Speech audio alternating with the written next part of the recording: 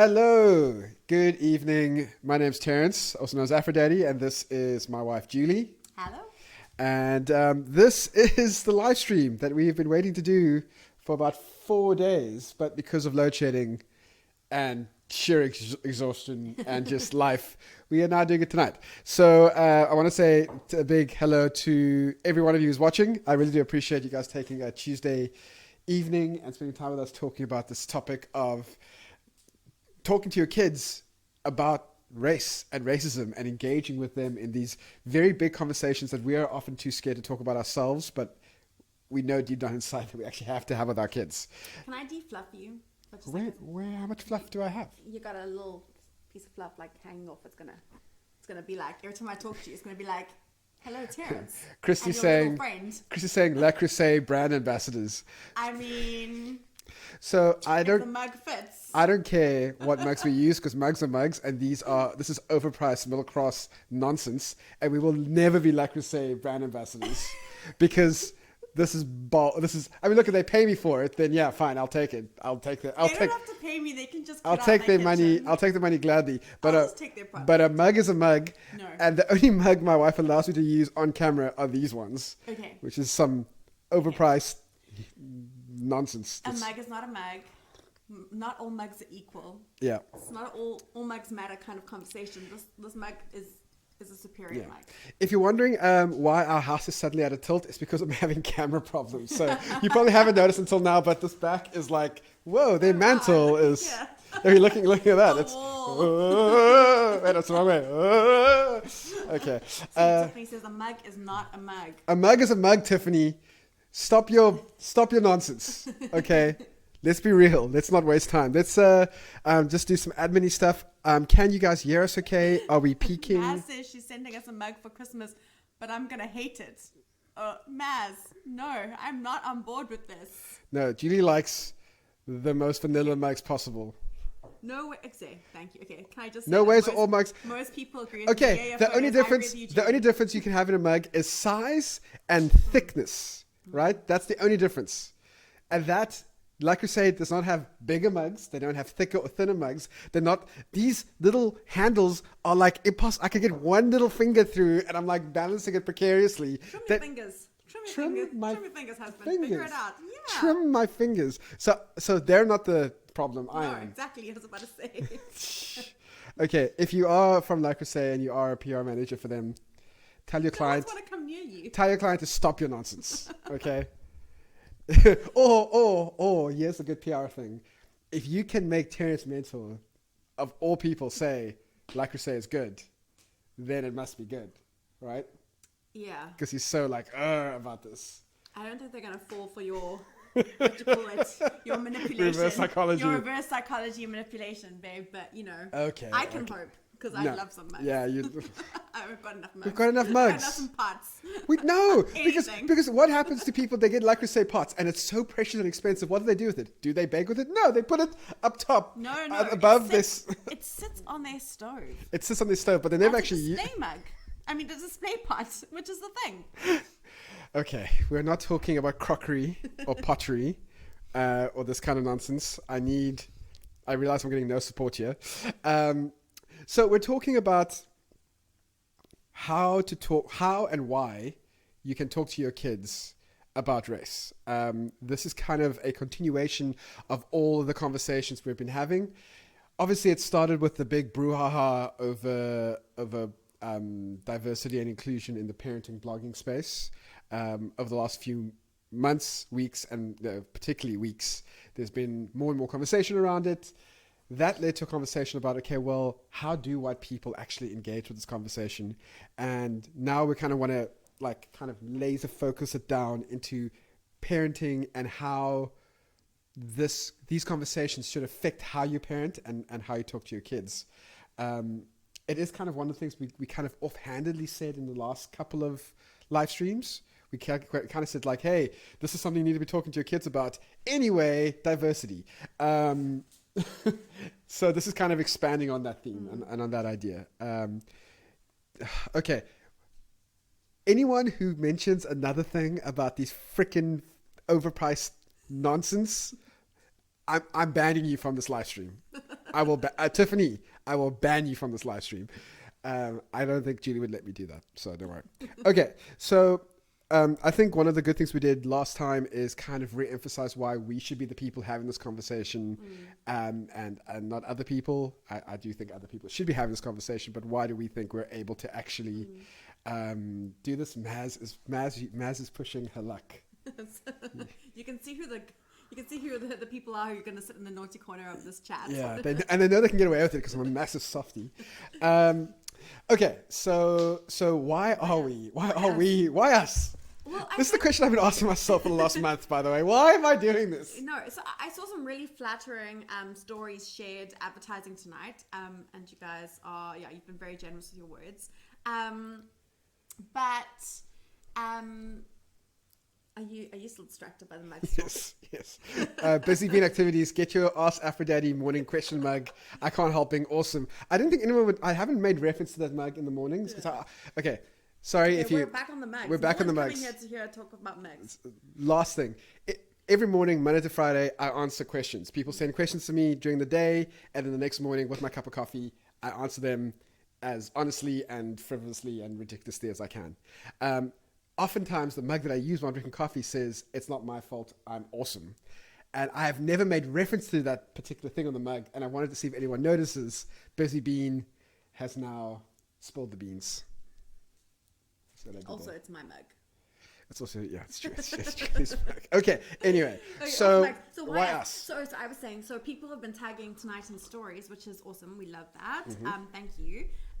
But people saying, come to these guys, they're going to school you about school. And I had a giggle and then also like but Pressure. I think it's really important that we sort of said, come and join us in our dining room, come to the table and By have the fireplace. Yes, have the fireplace. The table that's promised not as askew as it looks. Yes, and the fireplace is real and not CGI. People thought there was CGI fire. Yeah, they can't see the fire now can't see because there we go. There's but the it's fire. real, it's real. But this is a conversation, and so the comment section is where it's at. The real fire is at. Yeah. Because that's where it's lit, y'all. Okay, that's so bad. We can't edit this. I'm wearing my cool jacket. I have to say cool, trendy things like swag. Is that what the kids still say, swag? I don't know if the kids say it, babe, but you shouldn't. Yeah, so this is a conversation. This is not us giving you a talk because we're not experts. But the very nature of our family and the world we exist in and the spaces that we work in means that this really is a very regular part of our conversation. Yeah. Our daily conversation with each other and with our family, with our friends. And so we have done... Yeah, we've done a lot of work. We've done a lot of work. So we want to just kind of share it with you, but it's this isn't a finger waggy session either. I think the fact that you're here and wanting to engage in this conversation means that like you're not the person I'd want to wag a finger at. At most, you're the kind of person I want to encourage to keep doing what you're doing. Yeah, you're the people we're inviting to our home. Yeah. We're not doing this from a lecture hall. Yeah, although the house is very, very untidy, so it would never be this untidy. You can't see. But it's driving you like it's been a day. So we would gladly have you around our dinner table, and this is the kind of stuff that we would be talking about. And we can't do that obviously because of COVID, and also at the scale that we can do this year. Yeah. So it is an important conversation, and I'm not sure necessarily if it's the kind of Julie, can you speak closer to the mic? Can I speak close to the mic? I can also put Julie's mic louder. I did tell her to speak closer. You did, but the mic stand kind of moves, and I'm trying to get closer to the fire, so it's just when you work. Put your volumes up, when you're people. working with, but then I'll be like screaming into their ears. So okay, I'll put Julie's volume a bit higher and my volume a bit lower. How's that? Can you hear me now? Much better. Much better. Okay. Oh my goodness, how soft was I? Bad? It's weird. Julie is never soft. She's not the quiet one. Genuinely. What you're talking about?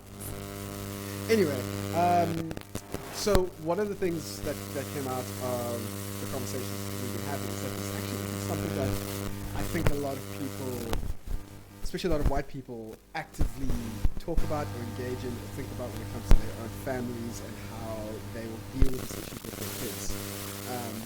People of color generally do it as a matter of survival. Like it's just something that we don't even actively do. It's just something that you have to think about. Okay. We're giving people feedback now. What did we do? How are we giving feedback? Oh dear. We shouldn't be getting feedback at all. Static feedback. Oh, Oh, it it's- sounds so bad now. It's Julie's mic. Is it me again? Wait, it's Okay, Julie's they're messing with the delayed. mic. Cannot hear. Wait. Static text. Oh. See, there's a delay. I know so- they're delayed a little bit. And now Oh my everyone's- gosh. Oh my gosh. This is so stressful. This is so stressful. Should we rather just give them the address to our house? Just come over. Okay. When you moved your mic, still bad. Okay, Still bad. this is what we're gonna do. Okay, hold on. We're going to try fix this. We're gonna try and fix husband. this. We're gonna switch that off. We're gonna do that. Okay, now it's fine. This is the delay, but this is the problem with this cable. Okay, you keep talking. Should I keep... What am Into I... this microphone. Okay, wait. Now people saying it's good and then... No, it's the cable. Okay. Okay, you can keep talking. Right. Well... Into this microphone. Okay. This is like, let me just contort myself and climb over. Yeah, so, okay, so it feels a bit like now I'm talking to myself. Terrence was saying he's now fiddling around trying to find cables. This is very confusing. You know, most people just like put a phone up and press live and then they talk, but not us. Yeah, We got to but have people a don't whole the setup. wife in it and a whole thing. So Okay. Okay, people are saying it's fine. What's in the mugs? Oh, yeah. Wouldn't you love to know? okay. In fact, should we even have Julie on the microphone? Do we actually have to hear? Why is he like this? Exactly. Why is he like this, Maz? Good question. Okay. It's a weird problem I have. Okay, so that should have fixed everything. And before we continue, let's just make sure that the audio is fixed. So we're gonna play some background music. Sing. Go for it. Da, da, da, da, da, da, da, da, da, da. Still waiting. Ba-da, da, da, da, da, da, da, da, da, da, da, da, da, da. Please save me from this. All sound perfect. Okay. Cool, nice. That is a lot of. Okay, cool. Right, so that's part I'm going to have to edit out of the podcast. Take two. Okay, cool. Right, so people aren't talking about this. They should be talking about this. That's kind of why we think this is a good conversation to start with having. Yeah. As I was saying, people of color tend to like naturally have these kinds of conversations. Where you're going, who's going to be there, how will you behave when you're with their almost every colored person has been told, if you're going to the white person's house, watch the way you speak, that kind of stuff. So it's something that people of color kind of naturally are doing, but it's something that we need to be thinking about actively. Yeah. I've been thrown for a loop with the sound stuff. Sorry, that's okay. Spent so much time. You organizing it. did. Bless you. I'm sorry, it's not exciting. We're just drinking tea. Variety Mom asking. So I think one of the things that, because this conversation is maybe one that people, if people in sort of co-parent relationships, either with your spouse or your partner or whatever your sort of home family setup looks like, you may be sitting here and not have had this conversation with your significant other or your co-parent at all. And I think what we want to say, in the spirit of the fact that we're not lecturers, we're not experts in this, that this is a shame-free space, and we really want this to be a learning space tonight. Yeah, no, I feel very ashamed for the bad audio. It's just It's okay. It's Breathe. It's okay. It's really It messing really up. stresses him out. It's okay. We can. I'm showing all my little anxieties and eccentricities. How to make Terrence twitch. So we're really, please feel free to ask questions in the comment section. We won't be able to get to everything, but we will try. Yeah. And that, again, as Terrence said, we've sort of made the assumption that you're coming to spend tonight here and not watching Netflix. And so you're wanting to learn, and we take that in good faith. You're on the team. You are on the team. Yeah. Okay. So where I think we could start is on Saturday. I asked on the Instagram, and by the way, if you're one of the new 1,200 new followers I got last week. Hi, thank you so much for joining. I really do appreciate it. I did ask everyone on Instagram, when did they start talking to their kids about race, if they have, and if they haven't, why not? What's the thinking about that? So we got a lot of people saying they started to talk to their kids about racism when it came up.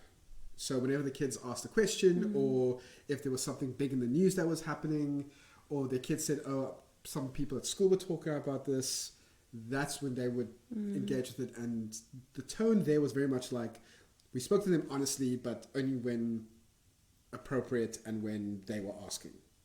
A lot of people actually did say, we haven't spoken to them about race because my kids still feel so pure, and I feel like I don't want to racialize them. I don't want them to see race. So I feel like if I tell them about race and racism and the fact that there's all, like, if I point it out to them, all of a sudden they'll notice something that they would never have noticed before. So and then there were other people who were like, okay, no, people can't hear you now. What is going on? What? Are you even kidding me? Can you guys hear now? Oh my word. Or maybe it's just Maz who can't. No, someone else said that you were quiet. You're quieter now, T. Oh my goodness, I'm just... okay, this should be fixed. This should be better. Yes, I can hear you. Shelly's shouting. Terrence is fine. Yeah, I am. Sorry. So there were a lot of people who were saying we actively started talking to our kids when they were like 3 or 4 years old, but almost every single one of those people were people of color. They were almost all saying either we were forced to because something happened, like an event happened where the kids were made to feel uncomfortable or strange, and we had to explain to them why certain people treat them differently, or something was said that they didn't understand. But from quite a few of the stories, it was we had to speak to them because at 3 or 4 years old, they've experienced racism, and we had to make sure that we had to get in there before it really made even more trauma. So one of the threads one of the phrases that we debunked, I think in our last chat, maybe a bit in the first chat too, is the concept of being colorblind. And I would love to know your thoughts on like my thoughts. Well, your thoughts, or their thoughts. Your thoughts out loud, and there's in the comment section on whether you think kids can be colorblind, because I don't think. I think it's either two things. I think it's either... I thought you were going to ask what I think. Oh, okay. Never mind. Yeah, well... Tell me what you think. Sorry. I want to know if you agree with me. Okay, yeah. I think that it's either a case that conversation or space hasn't been made, and that's not necessarily because parents are trying to avoid the conversation, but potentially if they are all white families... they haven't had the conversation for many reasons, and so they haven't created space for their kids to verbalize these things, and they haven't given them language to do so. The other thing, which I'm not sure which is better or worse or how you kind of scale them, is that the child exists in a bubble where it is mirrored, where their own race is mirrored to them. So they only engage with other white people. Right. And so that would be like an Oranje sort of... Yeah, because when I hear this, I think it's bizarre, because our children, obviously we have one son who's black and one son who is biracial. But our son absolutely verbalized race and difference and acknowledged that his skin was different when he was about 2.5. Yeah, when he was verbal, when he had the words to... I'd say like 2.5, 3 would be like when he was really like able to kind of as soon as he had the words for it, he used those words to point out the differences. Yeah. And like, like you're saying, we are maybe in that situation where it's so clear that there are differences, as in we do all look different, that conversation might have happened a lot easier. Yeah. But then again, maybe not, because a lot of the time it wasn't even about, oh, why does mommy have different hair to me, or why does daddy and mommy's skin different, or why is my skin different from everyone else's? It was often more times, why do people who look like me, why are they scratching in the bins? Yeah. So it's often very much, it wasn't so much that we four look different. It was, wait a second, people who look like me are scratching through the bins, but not people who look like my brother. Yeah. Why is that? And this is a 3-year-old asking that question. Yeah. I mean, look, he's a very smart 3-year-old, but still, he's a 6-year-old now. So I think it is something that does happen. I mean, maybe it's also something, a case of, well, we are the people who speak about race quite openly in our home. So maybe he was also just aware that this is something that is, he became more aware of it. I do think that kids see race a lot earlier than we think they do. They might not feel like they have the words to talk about it. They might not feel like they can talk about it, because if it is a taboo topic in your home, then they will pick up their parents' natural anxieties about it, right? In the same way that kids don't like suddenly start talking about sex if sex isn't something that you like actually verbalize in your home. That kids won't talk about the stuff that their parents aren't talking about, even if they notice that something is up. Yeah. So which makes it difficult, because you might be sitting there thinking, oh, my 5-year-old is so sweet. He has black friends and he has colored friends and he has white friends and Indian friends, and he doesn't know the difference. He doesn't see color. He doesn't think that there's anything different between him and his friend from school or from wherever. But chances are they do, because they'll pick up very quickly that their superiors, their parents, their teachers, their leaders, the people in charge, they will notice that power and difference in their lives, whether it's with the way that the kids themselves are being treated, or the way that the caretaker at the school is being treated, or how the other certain teachers are being treated differently to other teachers. Yeah. Kids pick up on those subtleties very quickly. Yeah. And I think maybe if you're listening here tonight and wondering, oh my gosh, wait, is this chat for me? Who's it for? What are they going to talk about? I think it's a conversation for everyone. And I do think there are nuances to everyone's experience depending on where you live. We live in Cape Town, and it's beautiful but really problematic in many, many ways when it comes to race and class. But, we spoke about this being a conversation on race consciousness, and I think it's very easy to think that this is a conversation that white parents of white children need to be a part of so that they can raise their children to be allies for for children of color. And part of that is true. That is true. Yeah. But the other part of it, and I think maybe this will be a relief and maybe something new to chew over for parents, is that it's because racial inclusion and diversity benefits all children. Yeah. It benefits everyone. You're doing your child a disservice if you keep them in a racially exclusive bubble, whatever that exclusivity looks like. But obviously, if you are white, there is an additional thing where basically you're giving your child a false illusion of a power bubble, and that's really problematic. Michelle, this will be a podcast hopefully tomorrow if I find the time to actually edit and export all of it. It's a lot like saying, well, we don't have a swimming pool in my house, so I'm not going to teach my kids how to swim.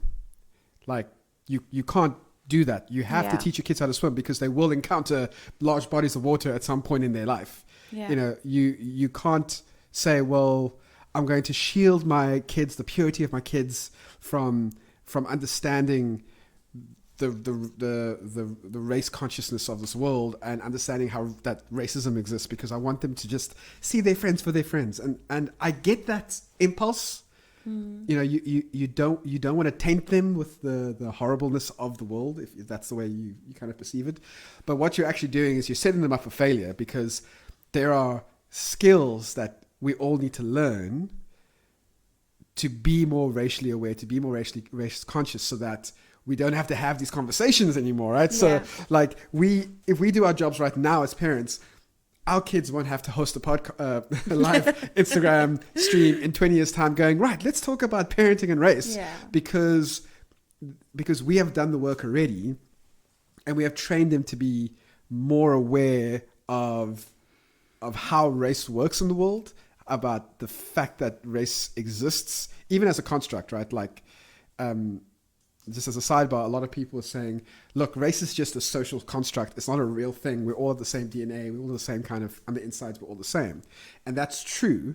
But just because it's a social construct doesn't mean it doesn't have power. Absolutely. And impact. And impact. Money is a social construct. Money doesn't exist. Yeah, it's money just paper. It's something that we ascribe value to. But because we all agree to ascribe value to it, it does have power and impact in the same way that race does. So you might want to feel like, oh, it's not a real thing, therefore I don't ascribe to it. But the world does. Yeah. And if you're not going to be talking to your kids about it, and if you're not going to be leading your kids in this, in understanding how this world works, someone else is going to do it, and probably they're going to do a bad job.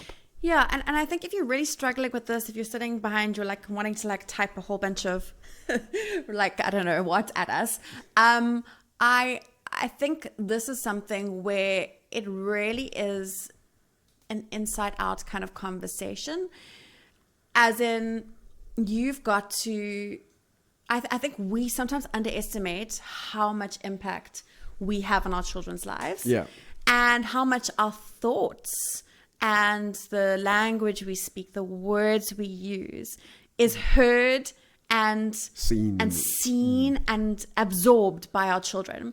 So if you're kind of struggling with your own thoughts around privilege and race as a social construct or whatever it is, almost like I want to tell you, like, okay, listen, because I don't want to lose you on this chat, but go back to the one that we did last week and listen to that again. Because if you don't understand this and don't really believe it, you are not going to be able to do a good job of helping your children. And it has to be your own internal work first. Absolutely. And a good example is, if you follow me on Instagram, you would have seen I posted a story, and I basically yesterday. So after Cyril Ramaphosa announced, the sort of tightening of regulations and the alcohol ban, which is why we're not drinking wine tonight.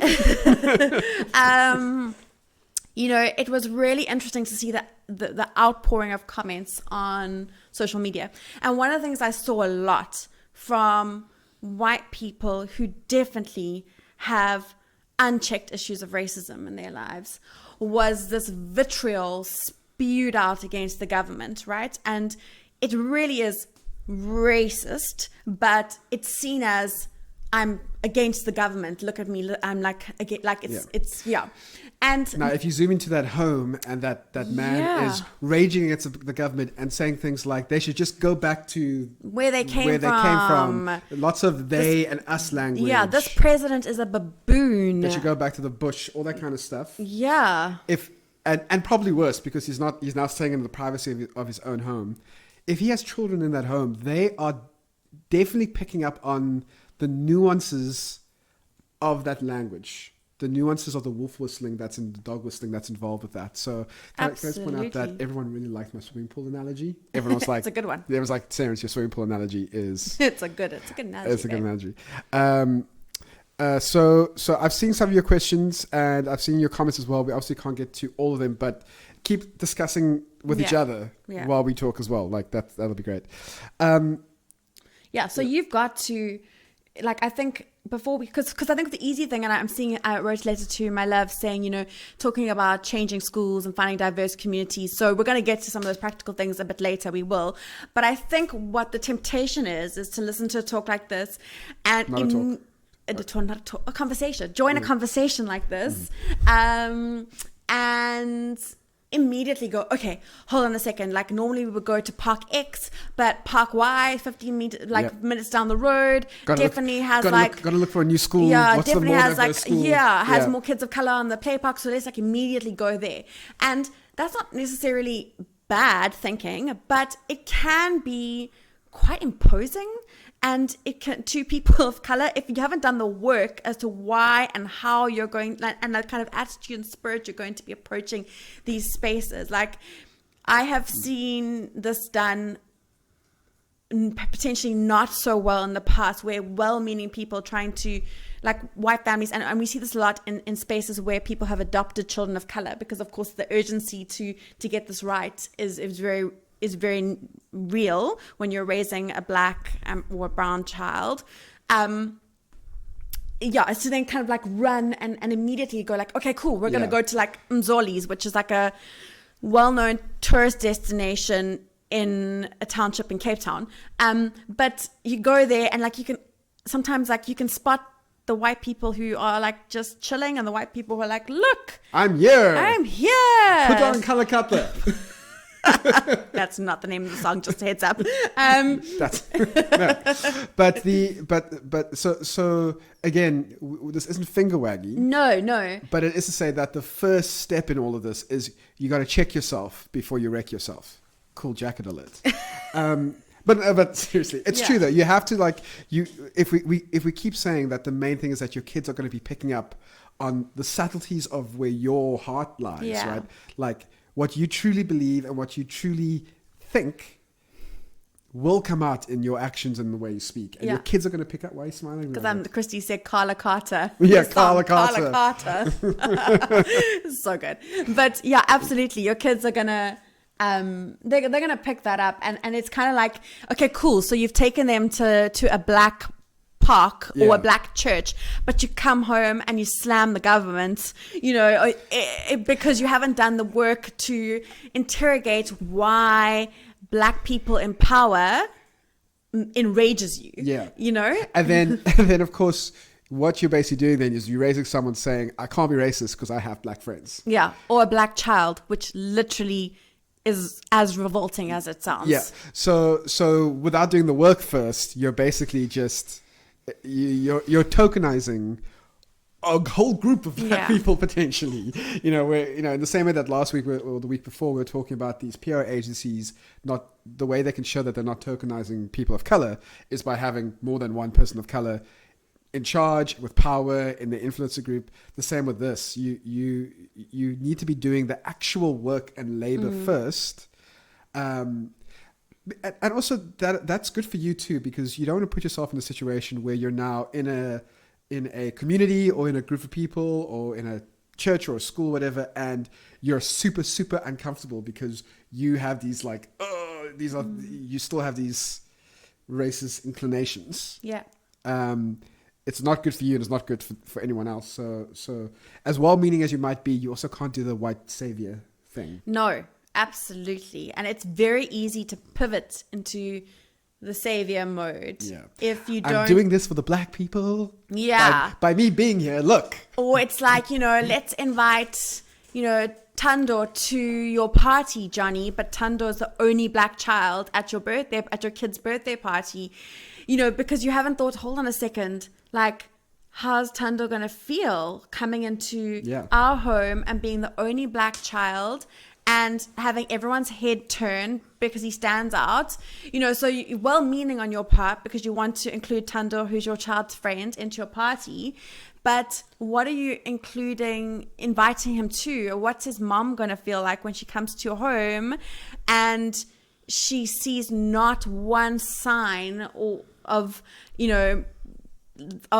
understanding or cultural diversity or representation anywhere? All she sees is like paintings that's I don't know, fetishized like black people, or like the poor photos, black and white photos of poor black people. The only other black person is the domestic worker cleaning up for the party. Like, that is good intentions, but really unhelpful for Tando's mom.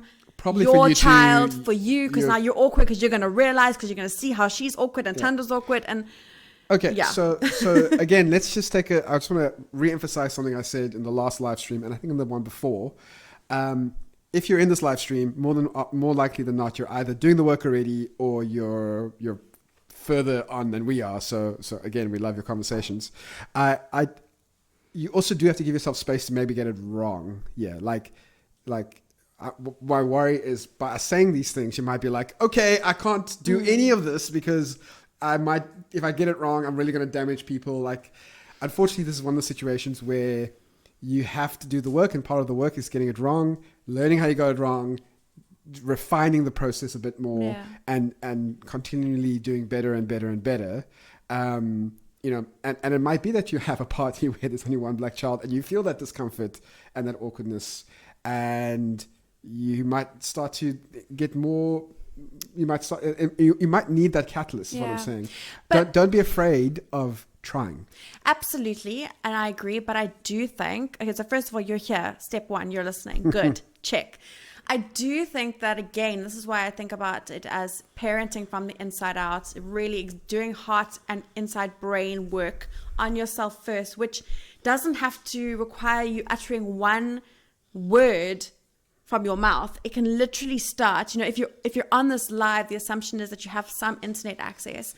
There's a lot of free resources, infographics, articles, podcasts on understanding privilege, power, racism, kind of being racially conscious, understanding the history of our country. I mean, just going back and really understanding history, and a history that is written not the Western version of it. All of this stuff, it will cause gradual change. And I promise you, your mind will start shifting. I'm again, we don't hold ourselves up to any standard of feeling like we've arrived. Don't be like us. But I will say that, like, I'm very fortunate to work in a very diverse working space. I don't think I could go back to working in an all-white working world, like, ever again. It would feel really weird and uncomfortable. And those shifts happen over time as you start realizing, like, how much your world opens up when it becomes more inclusive and more diverse. When it's suddenly, like, when you do go to a birthday party, obviously I am white and I do have white friends, and I do sometimes find myself in spaces where, Terrence and Liam are the only people of color. Although not very often, we don't really do that anymore. But, like, the conversations are all, everyone's lives are fairly similar. It's like, you have the same conversation 5 times. It's the wonderful people whom we dearly love, but it's fairly vanilla. That's the only way to, like, speak about it. It's literally as white as you can be, and it's just, I'm like, hold on, like, I actually really enjoy a richness of life that's different. I enjoy hearing different music. I enjoy eating different food. I enjoy just different ways that people express themselves. And different stories, and, like, what people bring to the table in those kinds of environments. And I don't know if I'd want to go back. Can I just say, someone's commenting here saying, I've been the only white mom at a party, and yes, it feels awkward.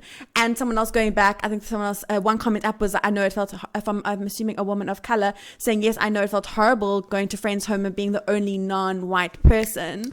Story of my entire high school. Yeah, but I must say, as the Felicity's comment going to being the only white mom, like, it's actually really liberating and terrifying when you do experience it. I think for me, one of the first times was at one of your family functions. Oh, when we first started dating. Yeah, where I was the only white person at, like, a colored wedding. Every single person was colored, and it was me. But except that there is a difference there, though. No, there is. Because she was like, oh, the white girl's here. And she got, like, special treatment from all the, no, please come sit. No, please. Whereas I'm kind of like, oh, no, he's here. No, totally. But for me, the perception was like, oh, my goodness. Yeah. And then I was like, oh my word, this is what you must feel like. So it is kind of liberating, but also. so that actually was going to brings me to my next thought, my next point, is that you were saying a lot about, like, reading and learning and understanding our history. I think it also, a lot of this is about empathy, right? It's like empathy for people.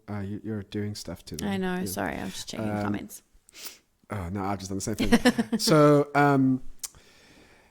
So you can't have empathy for people if you don't know what their lives are like, right? Yeah. You can't just, like, understand them and understand what their struggles are and what their life and what their difficulties are if you don't understand what their lives are like. A big conversation right now that's happening in South Africa, obviously, is the whole issue with, like, taxis and, whether or not they should be allowed to be completely full or not.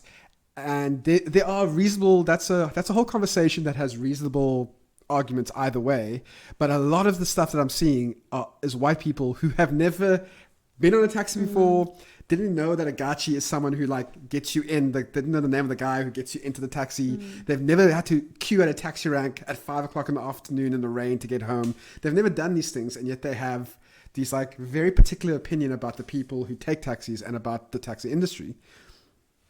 Now, once you've actually done all those things, or at least understand what that life is like, I think your language does change, right? Like your language changes quite significantly when you really know how people live. And this ironic that you would be more, you suddenly realize that you're not the expert.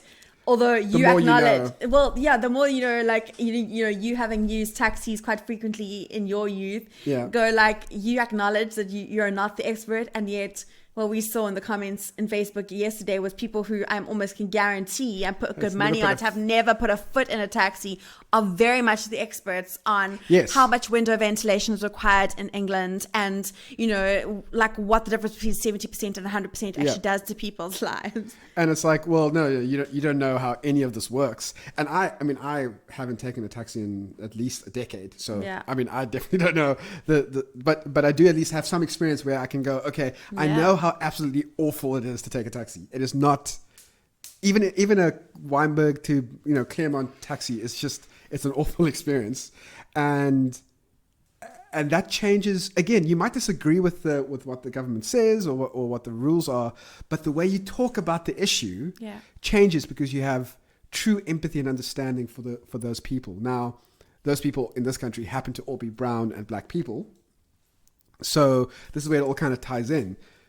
If you're, again, talking about these issues around, taxis and taxi owners and the way the government manages stuff, and you don't have a good understanding of how we got to the situation in the first place, if you don't have a good understanding of what people are currently going through, what their current lived experiences are, the language that you're going to use goes into your child's ears, and it's demeaning of a certain kind of person.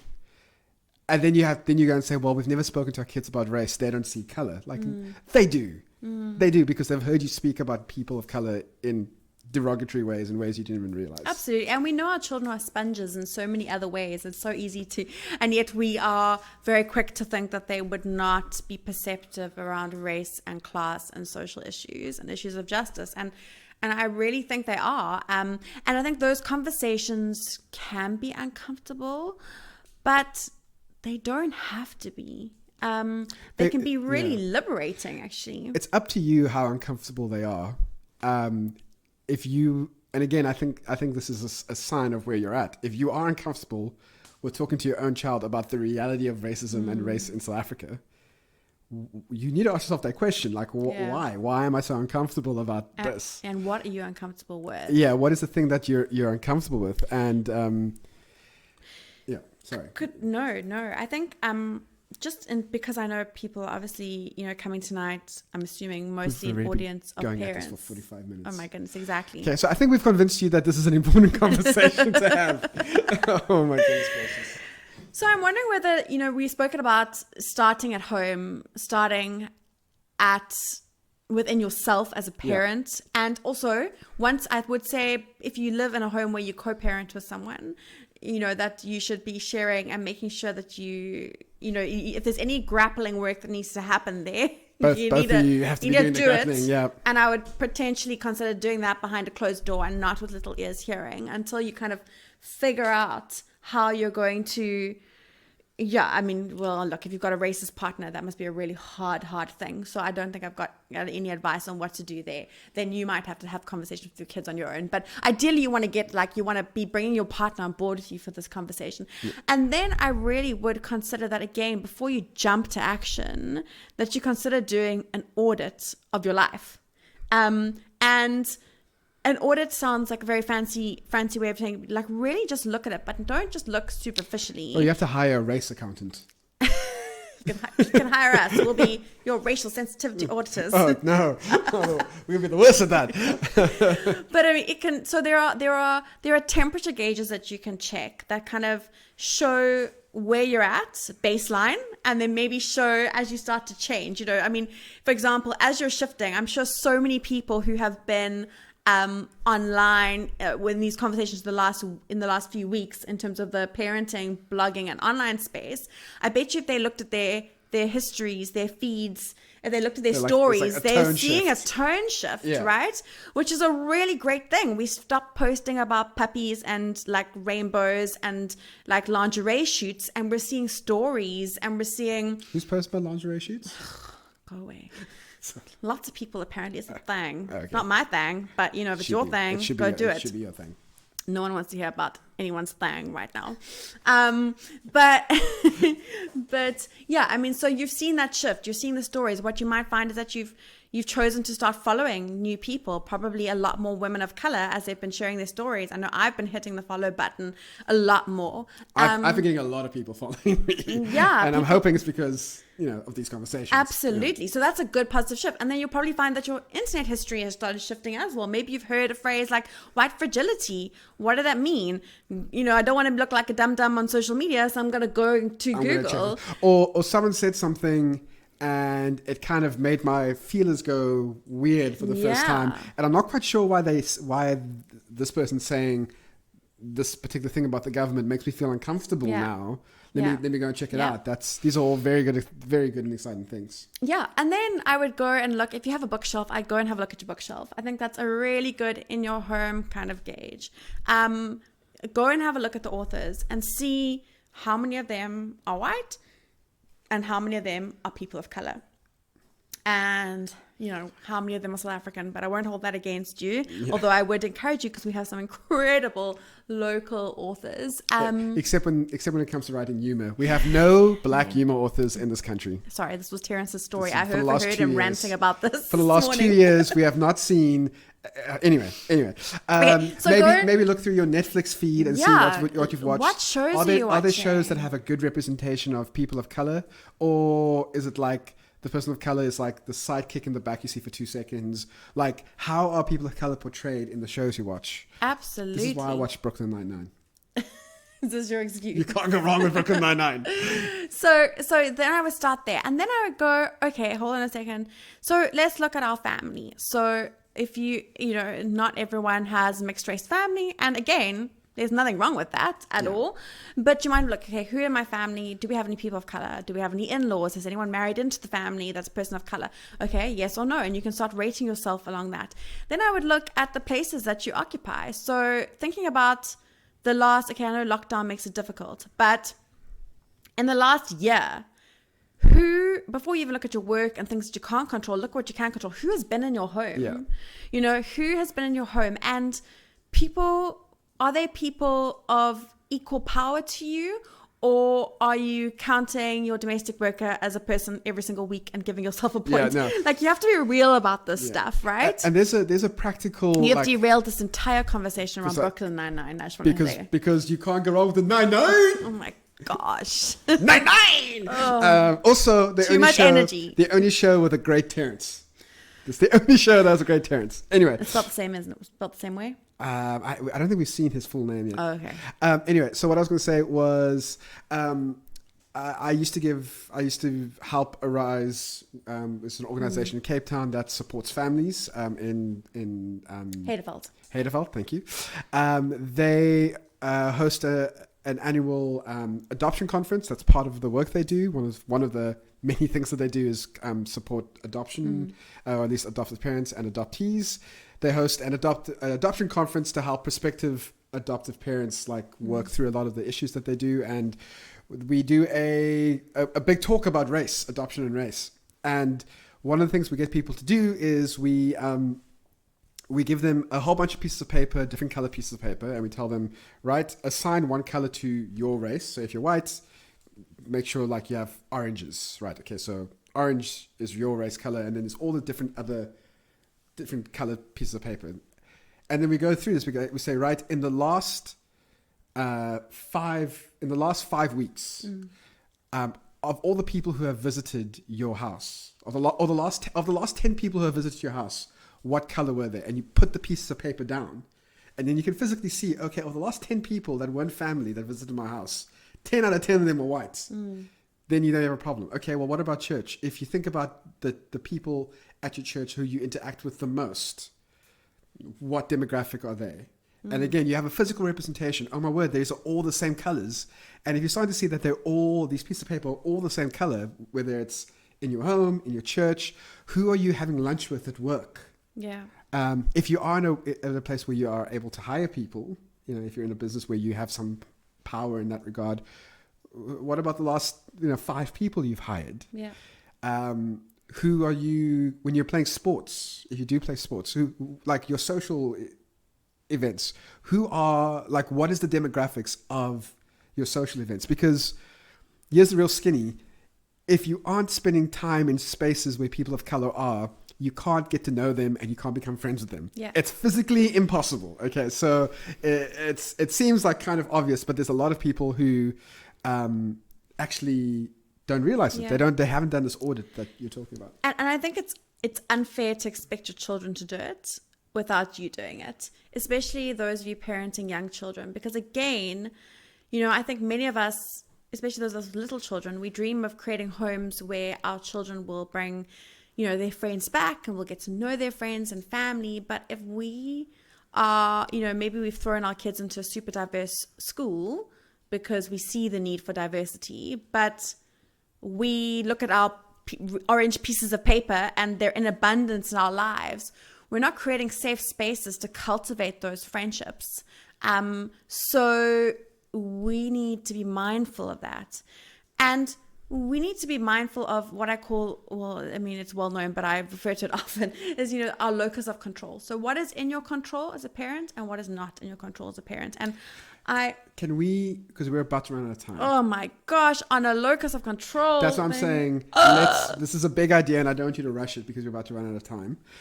Do people want to hear? Do you want to hear about locus of control? Do you want to hear? Can we, if you do, donate. No, I'm kidding. If you do, get a La Crusade mug with... you can send your donation of a La Crusade mug, plate, pot to our home. Please don't. I hate that nonsense. Okay. So we're going to stop and then restart the thread. So just hang out on Instagram and in 3 minutes time, we'll be back up. Don't go anywhere.